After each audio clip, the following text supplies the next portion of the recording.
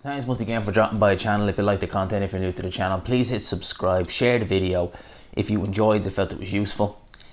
Now let's get into this. So, we are hopefully coming to the end of these lockdowns now. They're starting to ease things off.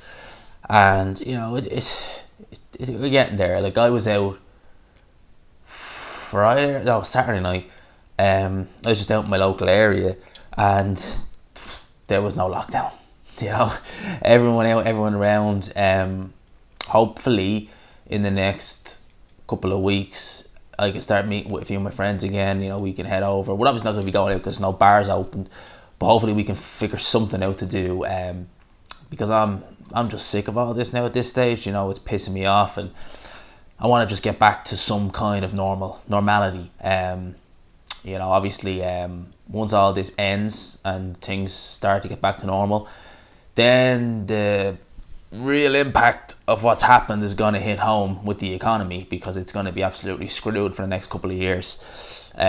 So that's going to happen.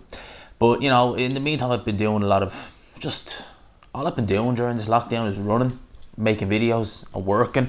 I actually started doing some more reading. Just got this book here, which I'm halfway through. It's by Edward Bernays, called Propaganda. For those who don't know, Edward Bernays is the nephew of Sigmund Freud and the co-founder of Netflix, his grandson. So he's the grandson of Edward Bernays. So it's a very good book. It's called Propaganda. Definitely recommend reading it. But we don't want to talk about, we're not reviewing books here. Let's talk about boxing. So, Joseph Parker. Now, he's been one of the fighters who I don't want to say I've been critical of him, but I've definitely not agreed with how his career has been managed. I want to say after the Dillian Whyte fight, because he went from facing Anthony Joshua on pay-per-view in a world title unification, making some good money, fought Dillian Whyte then, which was a good fight, don't get me wrong, and from a financial point of view, and I think from just a general kind of comeback point of view, it did kind of make sense to take that Dillian Whyte fight, because it would be an opponent of Anthony Joshua. You could see kind of where you're at, and you know, you make some decent money from it as well. Obviously, he lost that fight, so that was kind of when we really had to look at Joseph Parker and say, right, what's he going to do now? Is he going to rebuild? Is he going to call it quits? Obviously, Joseph Parker is still quite young. He's only in his late 20s. So we've seen him come back. He obviously had that fight with Alexander Flores, I believe the guy's name is. Then he signed actually to do with Matchroom, and originally I think it was meant to fight Eric Molina, fought that Leopold guy, and then came the fight that never happened, the Chisora fight. That's a fight I still want to see, truth be told. That never happened. So then we obviously got that Shondell Winters guy. Now, I've said this before, that we all know it's a 3-fight deal with Joseph Parker with Matchroom. Now, we don't know what's going to happen after that. We've seen some fighters like Demetrius Andre decide to carry on and, you know, stay aboard at Matchroom, which you would imagine Joseph Parker would do. And when you look at Demetrius Andre, if you look at some of the fighters he fought that Kawandakwa guy, he fought Selecki.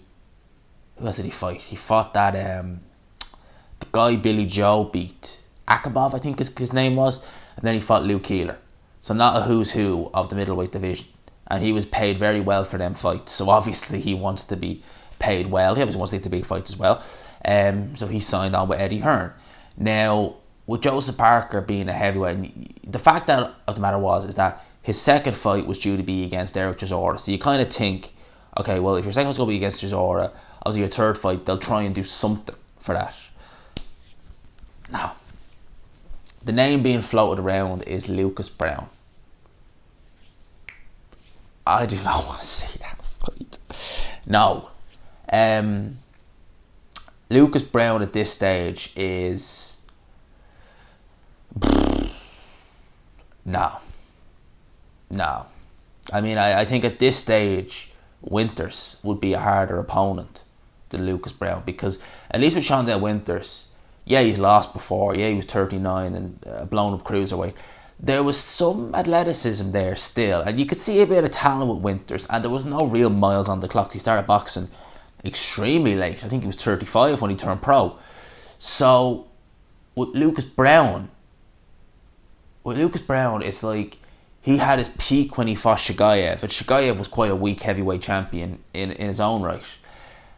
had those issues with clenbuterol, which, you know, I have my own thoughts on those, but the second failed drugs test, definitely, there's no ifs or buts with that.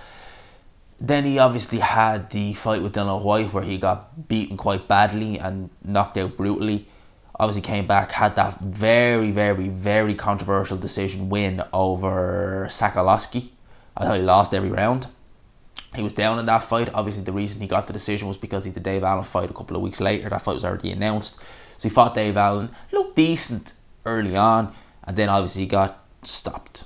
So we're dealing with a guy who is at what level would you say Lucas Browne's at right now? You know, I mean, 4 years removed from this, essentially his pinnacle against Shigaev, which, you know, in some ways you could say was tainted because of the failed drugs test. But that was the best I've seen Lucas Browne. Even in that fight, he was taking a bit of a beating from Shigaev. Shigaev's no great shakes either. And now we have a guy who is barely British level, Commonwealth level, in around there, because he's definitely not a world level fighter anymore. He was a fringe world level fighter in his day, Lucas Browne. There was certain things about Lucas Browne that you could say, still now, he could still punch, I'm sure, definitely. But in terms of him facing Joseph Parker, I mean, I get it from a point of view, it's like New Zealand versus Australia, but some of the names that were being chucked around for Joseph Parker were Junior Fa. I would much rather see that fight because I think Junior Fa is a much better fighter at this stage than Lucas Browne. I actually never done a video, but the fact that they were trying to get Morat Gassiev on that card in February, the Mikey Garcia undercard that Joseph Parker fought on, kind of had me think maybe they're going to try and do something with Gassiev versus Parker or something like that, because Gassiev moved up to heavyweight. Obviously you heard names like Usyk mentioned, potentially Chisora. These are guys you want to see Parker in the ring with. You don't want to see him in there with. And how old is Lucas Browne now? He's got to be pushing 40. He's got to be nearly 40. You know, very poor defense, cuts easy, not a particularly good chin. Yeah, he can punch, but Parker can punch too. I just don't want to see that fight. I don't want to see that fight. I don't think that's a very good fight. I think it's an easy win for Parker.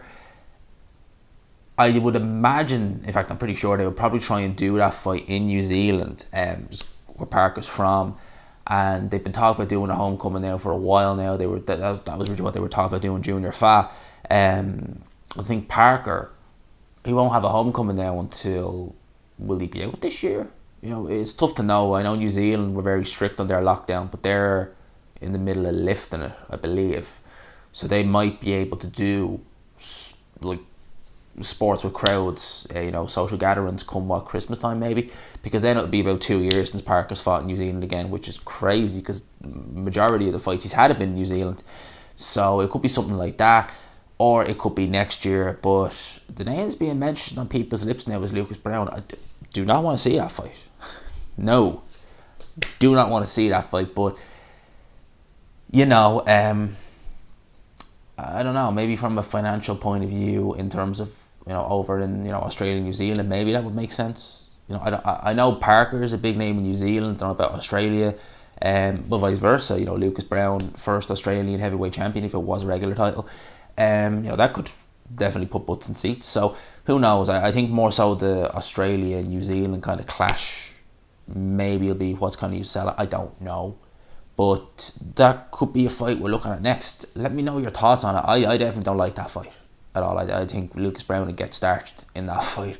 I don't think it would last too long either. I think, like, you're getting stopped by Dave Allen in 3 rounds.